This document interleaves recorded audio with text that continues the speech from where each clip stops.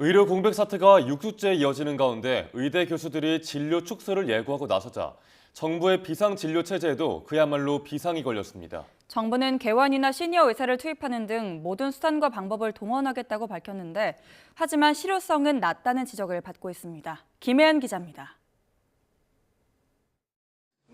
의대 교수들이 사직서 제출에 나서자 정부는 공보위와 군의관 200명을 추가로 파견했습니다.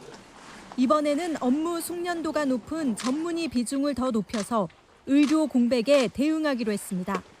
하지만 이들이 빠져나간 군 의료나 지역 의료 공백이 불가피해서 조삼모사 비판은 여전합니다. 정부는 대체 인력을 더 확보하기 위해 동네 개원 의사도 활용하기로 했습니다. 한시적으로 의료법 규제를 풀어 개원의도 상급 종합병원에서 파트타임으로 진료할 수 있도록 한다는 겁니다. 의료진의 필요도를 낮추고 대체 인력 충원의 어려움을 해소하기 위해 보건의료 재난위기 심각 기간 동안 의료기관 밖에서 의료행위가 가능하도록. 그러나 개원의들이 정부가 추진하는 추가 근무에 나설지는 물음표입니다. 손발이 맞지 않는 의료진과 진료를 하는 게 쉽지 않고 혹여나 있을 의료사고도 부담이라는 겁니다. 무엇보다 자영업자나 다름없는 개원의들이 자신의 병원 운영 차질을 무릅쓰면서까지 나설 가능성은 크지 않아 보입니다.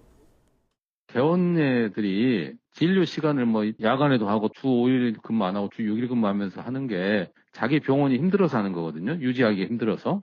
그 병원까지 다시 가서 커버를 해줘야 된다? 이건 좀 문제가 있지 않겠습니까?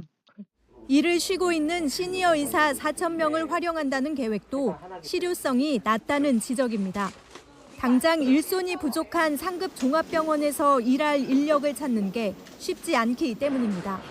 특히 은퇴한 교수 대부분은 의료 공백 사태 속에 이미 대부분 병원에 남은 걸로 전해졌습니다.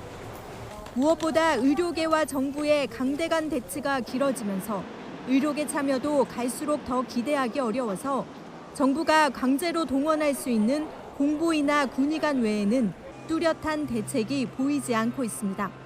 YTN 김혜은입니다.